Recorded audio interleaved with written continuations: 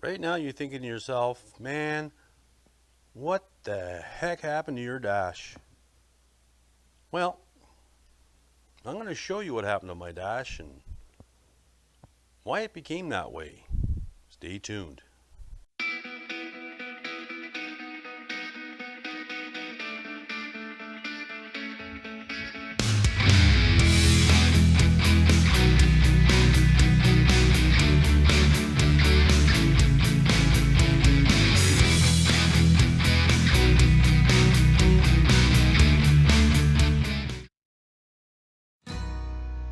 Well, okay, here we go. I'm going to try to explain to you what happened to my dash. I'll give you some time to read these instructions here. That looks like a lot of work. So go ahead and browse over that, give you a general idea of what's going on. But essentially the idea is you're going to take your original dash and prep it, get it ready for a coating of fiberglass over top.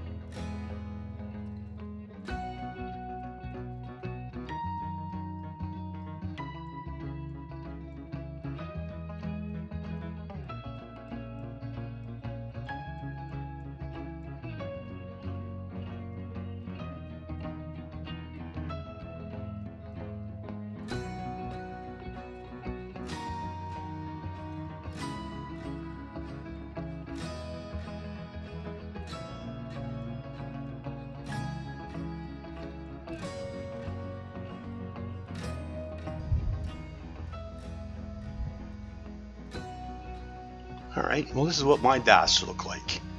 Badly cracked, really not in good shape. I can't afford to go and get one of those reproductions. Pretty pricey.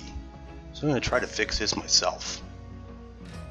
So, as you read the instructions, you'll see that what I did, took a heat gun, removed all the vinyl. Once that was done, I cut all those cracks, widened up the top of them in a V shape. Give some space for some spray foam to go in.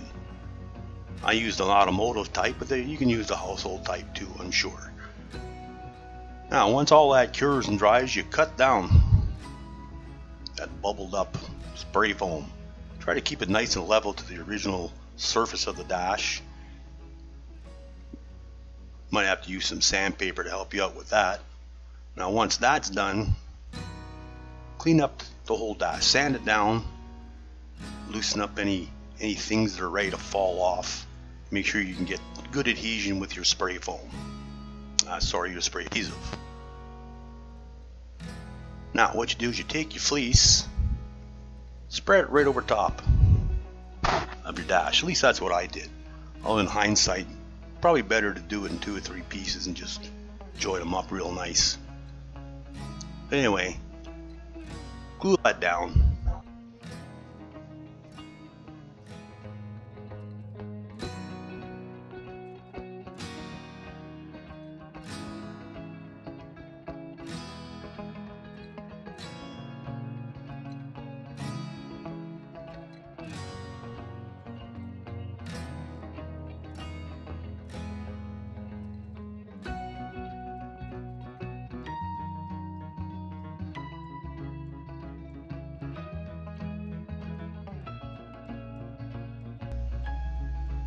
Really wrap that fleece and form it right to the shape of your dash. Excuse me.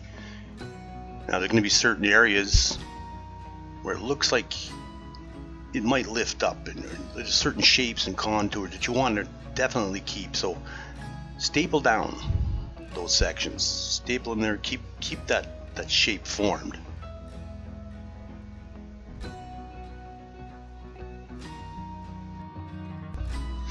Okay, coming up here you can see where I put some staples in. Arrows point to them. The one section I didn't point out with an arrow is where it rises up over the gauge cluster. comes down in there. Staple that real good to make sure you keep that form. Underneath the gauge cluster or thingy majigger in there, and you'll be golden. Now after you're happy with the fleece coverage, it's time to cover everything with fiberglass resin. Mix up a batch. I used a chip brush, get it in there real good. Try to make sure you don't have any air bubbles. Then, once all that cures, it's time to go on to fiberglass matting. That's fun. I'm not gonna lie to you folks, working with fiberglass is messy. But take your time and you'll get through it. Before putting down the fiberglass matting, I went ahead and used some Bondo glass filler and molded in the vent grill for your defroster or outlet hole thingies. And eventually your fiberglass matting will mold all that in, and it's gonna be nice and flush and probably snazzy looking. Anywho, once you're ready to put down your fiberglass, try to do it in small sections. A lot easier to handle. But lay it down all over the place. Coat it real good. Again, make sure there's no air bubbles. Flatten her all down. I haven't finished the first coating, so I'm not sure if that's good enough, but we'll see. Hopefully it'll hang in there even after watching this video. And watch for part 2, where I'm going to try to finish this off.